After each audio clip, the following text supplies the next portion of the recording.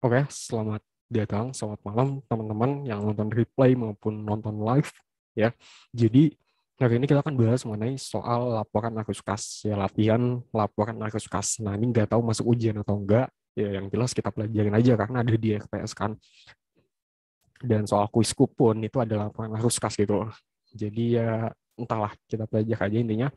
Nah, jadi di sini sebelum kita masuk ke latihan soalnya, aku pengen jelasin dikit aja nih tentang laporan arus kas itu seperti apa konsepnya.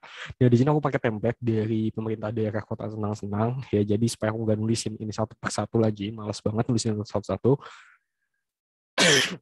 Ya udah, ini 2013-nya dibuang aja mungkin, karena cuma ada satu doang di sini. Oke, jadi yang namanya laporan arus kas ya, itu basisnya ya basis kas. Jadi dia itu sama kayak laporan realisasi anggaran atau LRA. Nah, kecuali ada satu section di laporan arus kas yang basisnya bukan kas, yaitu aktivitas transitoris. Ya, jadi laporan arus kas itu terdiri dari 4 section, ibaratnya 4 section. Nah, yang pertama itu ada ini nih, ada arus kas dari aktivitas operasi. Nah, arus kas dari aktivitas operasi ini ya di setiap aktivitas ya, di sini ada arus kas masuk, ada arus kas keluar juga. Arus kas masuk yang artinya uangnya itu masuk ke kita lah, ibaratnya seperti itu simpelnya. Dan arus kas keluar ya uangnya keluar dari kita. Ya simpel gitu aja sih. Aku jelasin pakai bahasa yang mudah dimengerti aja. Karena aku sendiri bukan orang yang teoritis banget. Jadi aku ya udah aku jawab ujian pun ya pakai logika aja gitu. Sepemahamanku aja gimana. Walaupun jawabannya itu ada di PPT gitu. Aku lebih pilih ya udah sepemahamanku aja lah gimana. Tapi kalau misalnya emang nggak tahu banget, nah itu baru pakai PPT.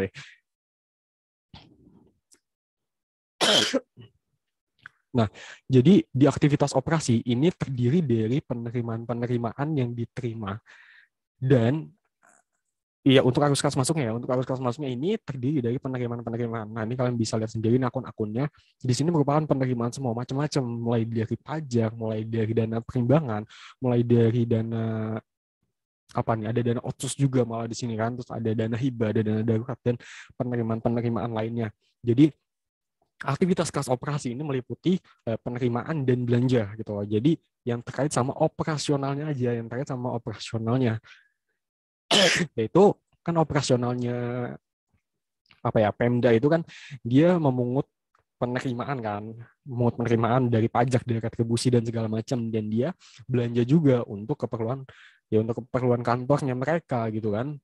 Ada belanja pegawai, ada belanja barang, ada belanja bunga kalau di PPKD dan lain-lain belanjanya. Nah, di arus kas operasi itu terkait sama itu, terkait sama operasionalnya. Nah, makanya di arus kas masuk itu berupa penerimaan-penerimaan dan di arus kas keluar itu berupa belanja-belanja selain dari belanja modal. Oke, jadi belanja modal itu bukan masuk di dalam aktivitas operasi ini. Nanti masuk di section lain buat yang arus kas keluarnya.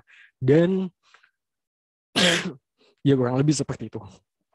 Oke, itu yang arus kas operasional ya. Nah, selanjutnya kita masuk ke dalam arus kas aktivitas investasi. Nah, arus kas aktivitas investasi ini juga sama. Ada arus kas masuk, ada arus kas keluarnya juga. Arus kas masuknya di sini biasanya berupa ya namanya investasi, yaitu berkaitan sama investasi-investasi guys. Ya bisa berupa ya belanja modal ya. Tadi kan belanja modal itu kan enggak, kalau arus kas masuk itu bukan belanja modal. Intinya yang terkait sama belanja modal itu masuk ke dalam arus kas dari aktivitas investasi, bukan dalam operasi. Kalau operasi ya belanja-belanja selain belanja modal lah, belanja apa itu di sana. Dan kalau ada yang ini seingatku ya, nanti dicek lagi dan kalau ada yang namanya kayak setara kas atau yang sifatnya kayak persediaan gitu. Nah, dia itu atau kayak surat berharga gitulah yang sifatnya sama kayak persediaan yang dimana dibeli itu untuk dijual lagi gitu loh. Nanti kan dapat capital gain berapa gitu. Nah, perolehan dari penjualan itu masuk ke dalam aktivitas eh, operasi, bukan aktivitas investasi. Kenapa? Karena yang dikatakan dengan sifatnya sama kayak persediaan itu biasanya itu ya setara kas, yaitu kurang dari 3 bulan. Itu setahu gitu. Nanti dicek lagi, aku nggak tahu, nggak bisa memastikan. Nah, kita balik ke arus kas investasi. Nah, arus kas investasi ya berkaitan sama investment aja lah, investasi aja. Kayak pencairan dana, kayak dana cadangan, kayak penjualan atas tanah gitu kan, penjualan peralatan dan mesin. Nah, ini kan belanja modal nih ya. Tapi di sini terkait sama penjualannya karena di sini section arus masuk kasnya dari aktivitas investasi. Nah, ini penjualan-penjualan. Nah, terus di arus kas keluarnya. Nah, ini ada perolehan investasi, perolehan aset tetap atau aset lainnya di sini masuk ke dalam sini semua di section arus kas keluar pada aktivitas investasi. Nah, itu yang kedua ya.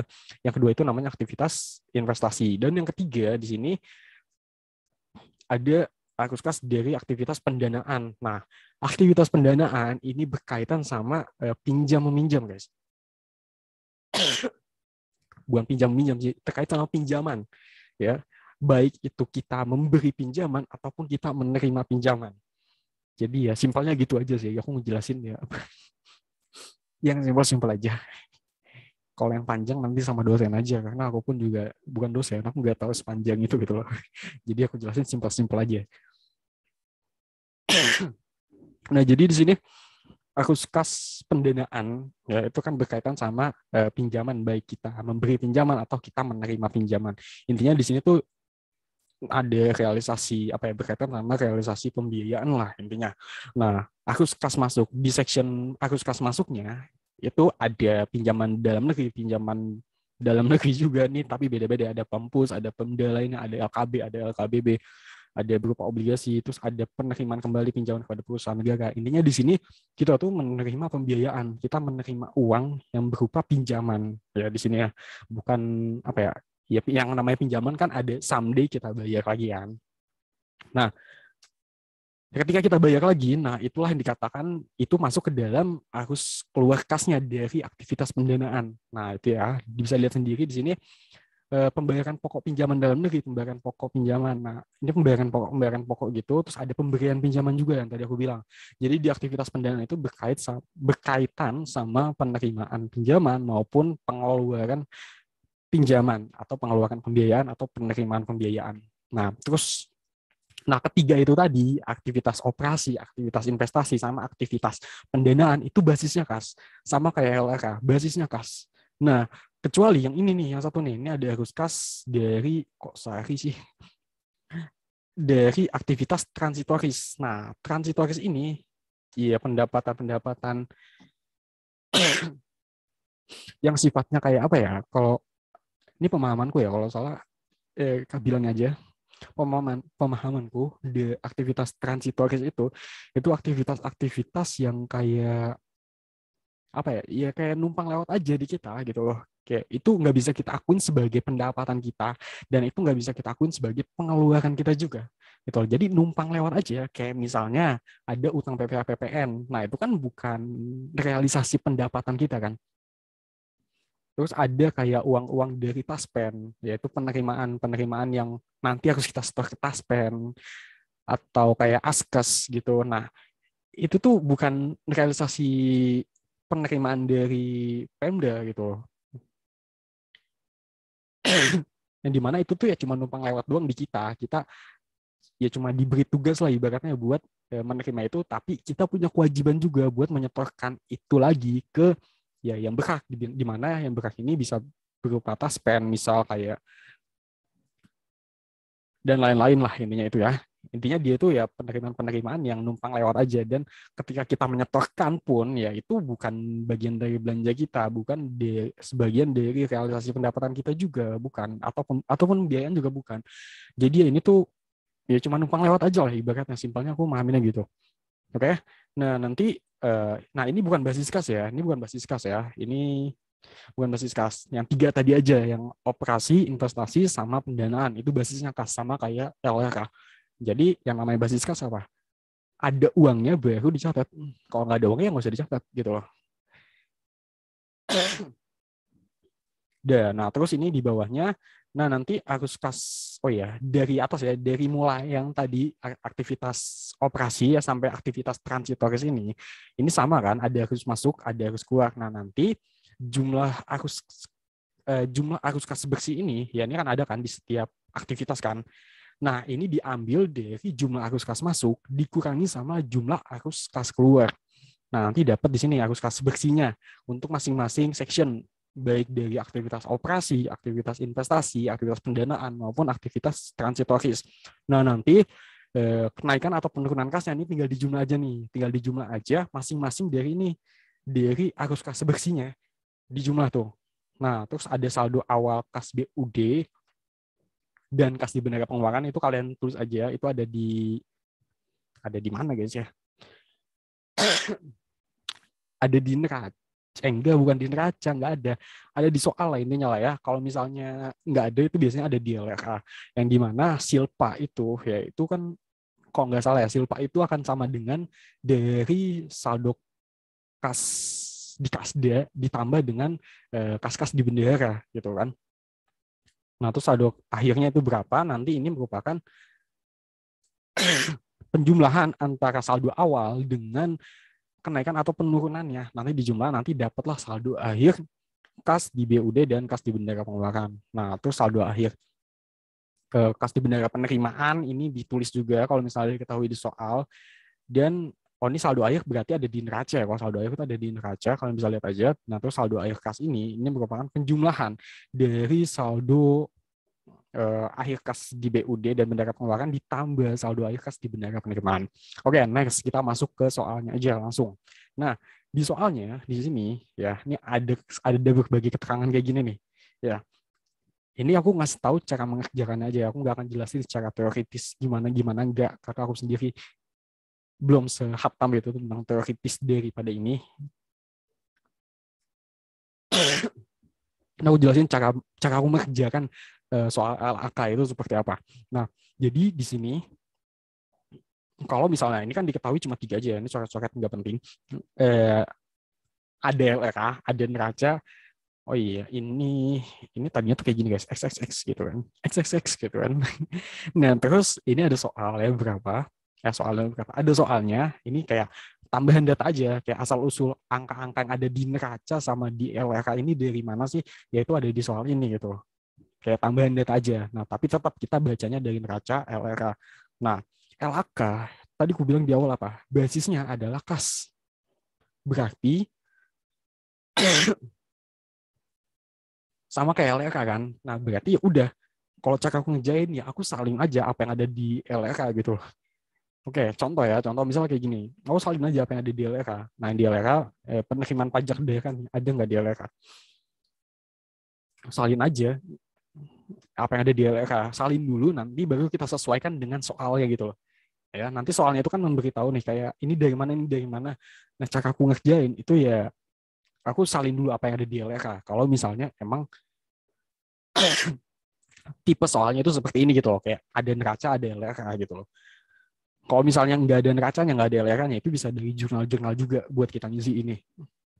Oke, nah dari jurnal-jurnal itu yang ada realisasi penerimaan atau pendapatan, realisasi belanja, ataupun realisasi pembiayaan. Karena kan basisnya kas untuk 3 section tadi, kecuali aktivitas pendanaan. Bisa dari jurnal juga, tapi karena di sini nggak ada jurnal-jurnalnya, dan soal ini juga bukan terkait sama jurnal, ini tuh terkait sama ya angka-angka yang ada di LRA dan neraca ini dapat dari mana sih? Oke, so langsung aja kita masuk. Tadi kita udah pendapatan pajak nih ada di sini ya. Nah, jadi 150 gitu loh. Jadi salin-salin aja dulu apa yang ada di LRA gitu loh. Nah, terus pendapatan retribusi daerah ada nggak nih di LRA? Retribusi daerah nih 50 ada kan? Nah, hasil pengelolaan kekayaan daerah ada nggak? Nggak ada nih, 0 ya kan? Nah, terus lain-lain ada yang sah, ada nggak? Nah, ada nih, oke. Ya udah, ini kan aktivitas operasi dulu yang kita isi ya. Berarti yang terkait sama penerimaan dan belanja, selain belanja modal. Nah, terus penerimaan dana bagi hasil. Ada nggak di sini dana bagi hasil? Ini ya guys ya, 15 ya dana bagi hasil ya. Oke, terus dana bagi hasil SDA, sumber daya alam, ada nggak di sini? Nggak ada nih, langsung adanya DAU ya. Berarti udah kita batalkan aja. Ada DAU nih, DAU ada juga. Ini kita salin juga DAU berapa, ada DAK. DAK ada nggak di sini? Dana alokasi khusus nih ada 1M juga. Terus dana otsus ini nggak ada, tadi aku lihat. Dan udah kayaknya segitu aja sih. Atau ada lagi guys, coba kita lihat lagi ya. Tadi kita sampai dana alokasi khusus. Terus ada transfer nih. Nah, ini masih ada lagi nih. transfer bagi hasil pajak nih. Ada transfer bagi hasil pajak, guys. Jadi transfer bagi hasil pajak, kita masukin ke sini aja lah ya. Penerimaan pendapatan bagi hasil pajak. Nah, namanya nanti kalian ubah-ubah aja. Aku nggak tahu nih penamaan di sini tuh saklek atau enggak, gitu kan. Nah, udah ya, udah kita input semua yang ada di penerimaan, ya kan. Jadi total arus masuk kas itu merupakan penjumlahan dari section ini, dari section arus masuk kas pada aktivitas operasi. Karena kita di sini mencari aktivitas operasi. Oh ya, ini tahunnya nanti disesuaikan aja ya, nggak aku ganti. Nah, terus ada arus kas keluar. Nah, arus kas keluar berarti terkait sama belanja-belanja ya, di section operasi. Selain belanja modal, ya udah ada belanja apa aja nih. Nah, yang pertama di sini ada belanja pegawai. Coba ya. Belanja pegawai ini ada nih, benar. Ini belanja pegawai, terus ada belanja barang tadi. Belanja barang, terus ada belanja bunga. Ini lagi azan. Jadi aku input-inputin dulu aja ya, kalian liatin aja ya. Oh, akan diem.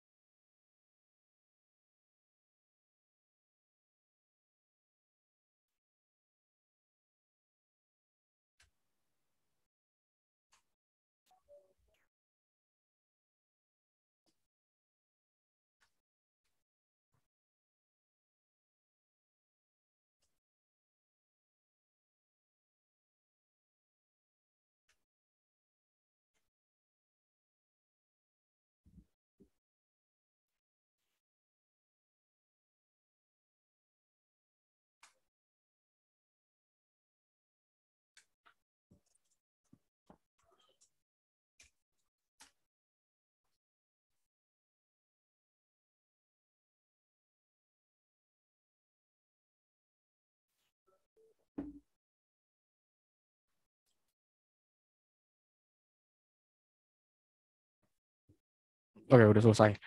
Nah, jadi di sini ya, tadi ini guys, tadi balik ke atas lagi, balik ke atas dulu ya. Tadi gue tulis juga kan. Nah, di sini ada perolehan peralatan. Oh iya, tadi kan ada belanja modal ya. Ini dia kan nih. Ya kan, di LRA ini ada belanja peralatan dan mesin nih. Nah, ini nggak masuk ke dalam aktivitas operasi, ya kan? Masuk ke dalam aktivitas investasi. Nah, investasi di bagian mana? Di bagian arus kas keluar, karena kita belanja gitu loh. Kalau misalnya di arus kas masuk, itu berkaitan sama kita menerima, apa guys namanya? Ya menerima apapun, di sini bisa pencairan dana cadangan, bisa penjualan atas tanah, bisa penjualan aset-aset lah intinya di sini, atau penerimaan penjualan investasi non permanen di sini, atau ada juga nih hasil penjualan kekayaan daerah yang dipisahkan. Ya, intinya arus kas masuk itu uang masuk ke kita. Kalau kita belanja di sini kan belanja aset tetap kan, berarti kita masukkan ke dalam arus kas keluar. Nah, oke, setelah itu dari arus kas keluar kita tadi ngisi bagian ini nih. Nah, itu aku dapat dari bawah sini. Nah, ini ya buat Silpa itu harusnya jadi saldo awal dari kas ya. Jadi saldo awal apa namanya guys ya? Biasanya di awal-awal itu kan ada neraca saldo kan. Anggap sekarang 31 Desember 2020.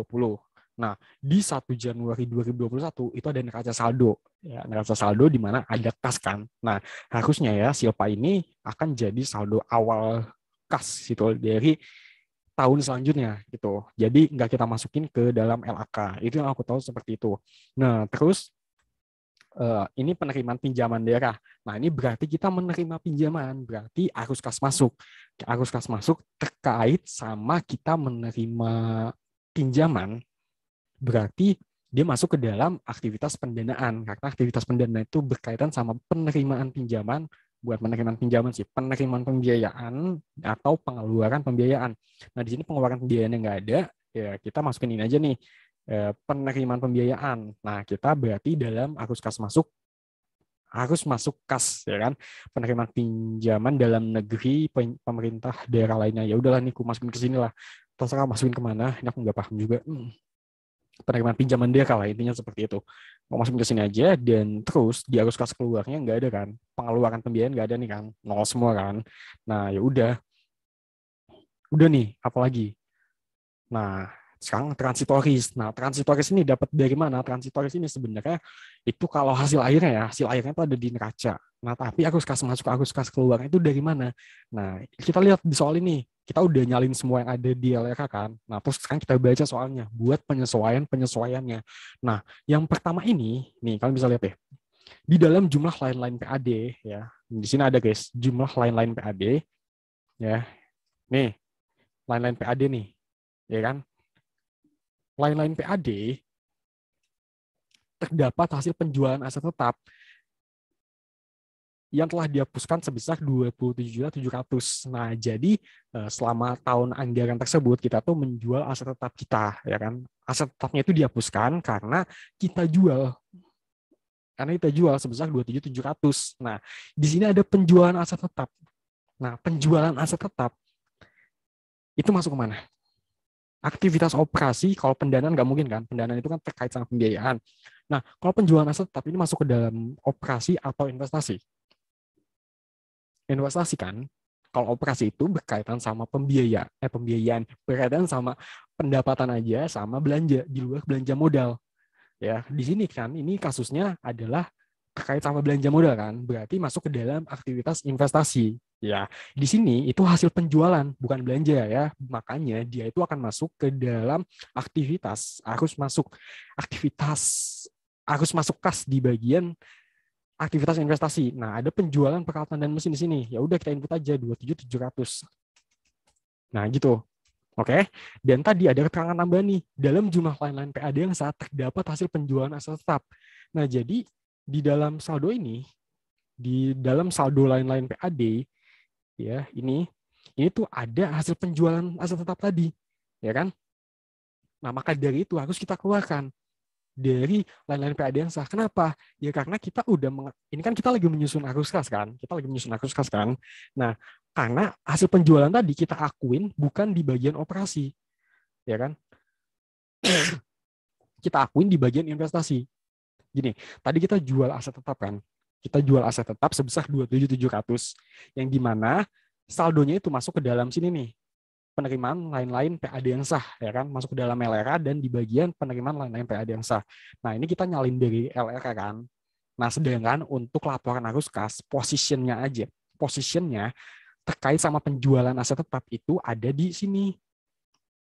Ada di investasi. Oke, paham sampai sini kan? Nah, makanya di bagian line-line PAD yang sah di sini, ya ini perlu kita kurangin sebesar 27.700. Karena udah kita akuin di bagian arus kas masuk investasi. Ya di sini harus kita kurangin dong. Nggak boleh didiemin. Kalau didiemin nanti kayak pengakuannya double dong, ya kan? Nah, itu ya. Jadi soal yang ada di sini itu buat menyesuaikan saldonya itu seperti apa gitu. Nah, jadi penyesuaiannya seperti itu ya, yang pertama ya. Paham kan? Ulang lagi ya. Jadi tadi kita menjual aset tetap. Nah, penjualan aset tetap kalau di laporan arus kas itu masuk ke dalam aktivitas dari investasi, di mana dalam arus masuk kas. Oke, di sini kan. Nah, sedangkan ketika kita menjurnal, kita kita masukin ke LRA. Nah, hasil penjualan itu masuk ke dalam line-line PAD yang sah. Nah, di sini kan data kita kan nyalin dari LRA kan. Nah, maka dari itu dia laporan arus kas ini karena udah diakuin di arus kas investasi yang arus kas masuk. Nah, makanya di bagian arus kas operasi ya, itu kan di sini tadinya total.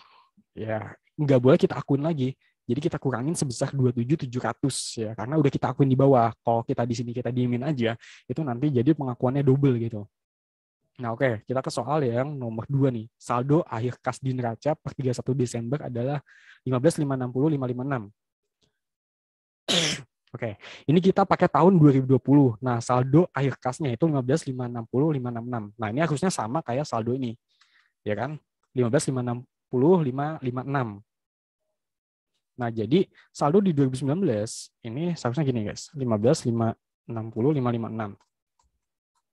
Nah, di sini bisa kita lihat nih, kenaikannya berapa nih? Dari tahun 2019 ke tahun 2020, dia naik.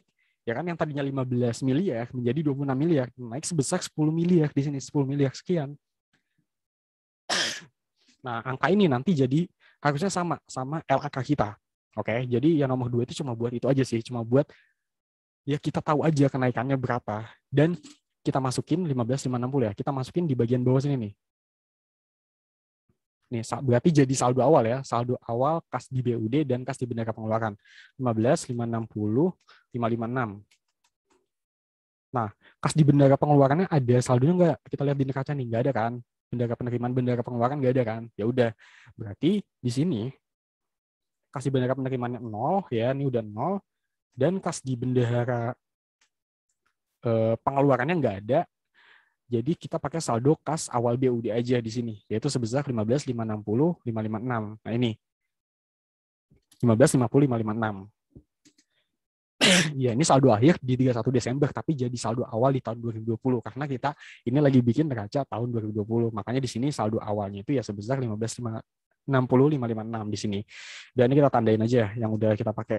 Nah, yang ketiga nih, tidak terdapat utang PFK pada neraca awal tahun 2020. Nah, berarti sampai dengan akhir tahun 2019 itu nggak ada utang PFK. Nah, di tahun 2020 ada utang PFK nih. Ya, ini aktivitas transitoris kan, yang sifatnya kayak ya numpang lewat aja gitu loh. Kayak misalnya pajak pusat nih ada PPH PPN ya kan, terus ada iuran taspen, askes juga. Ya di mana itu kita masih punya kewajiban buat nyetor ya ke pihaknya, entah ke pusat, entah ke taspen atau ke pihak askes ini. Nah, ini aktivitas transitoris yang di mana ya di sini ada sejumlah 52 juta yang belum disetor ke pihaknya. Ya kan, di mana di sini yang belum disetor ke pusat berupa PPN atau PPH. Nah, total penerimaan PFK kita selama tahun berjalan itu 560 juta. Oke, nah kalian lihat nih, berarti saldo akhir PFK-nya di neraca tahun 2020 harusnya 52. Kita lihat di neraca nih. 52 juta sekian. Ya, mana kewajiban PFK. Nah, ini ya, 52 sekian sama kan? 52.452. Nah, ini kita masukin ke dalam aktivitas transitoris. Nah, masukinnya gimana? Nah, ini kan ada dua nih, ada arus kas masuk, ada arus kas keluar. Nah, arus kas masuk itu kita isi sesuai dengan, ya kita menerimanya selama tahun itu berapa. Kita menerimanya di sini selama tahun itu sebesar 560 juta nih. 560 juta 754. Benar ya. Ini kita menerimanya 560 60 juta 754. Nah, ini jadi arus kas masuk di aktivitas transitoris. Nah, ini kita isi aja nih 560 754 550. 560 754 660. Oke. Nah, jadi gitu kan. Nah, terus arus kas keluarnya berapa? Ya, nah, arus kas keluarnya berarti sebesar arus kas keluar berarti atas PFK tersebut, uang PFK itu udah kita setorkan ke pihak sana gitu, entah ke pusat atau ke Taspen atau Askes. Jadi karena saldo akhirnya 52 juta, nah maka yang keluar itu ya sebesar 560, yaitu sebesar 560 dikurangi sama 52 juta. Ya, jadi 560 dikurangi sama 52 juta, nah itulah arus kas keluar dari aktivitas ini. Arus kas keluar ini maksudnya udah distorkan kan? Distorkan ya. Kalau di aktivitas transitoris yang ini. Berarti 560 dikurangi sama ini tadi, sisanya berapa? 52. 452 ya. 52, bentar ya. Oke, kita ambil angkanya dari neraca aja lah ya, biar gampang lah ya. Nggak usah nulis-nulis lagi. Nah, jadi yang distorkan itu sebesar 508 juta, guys.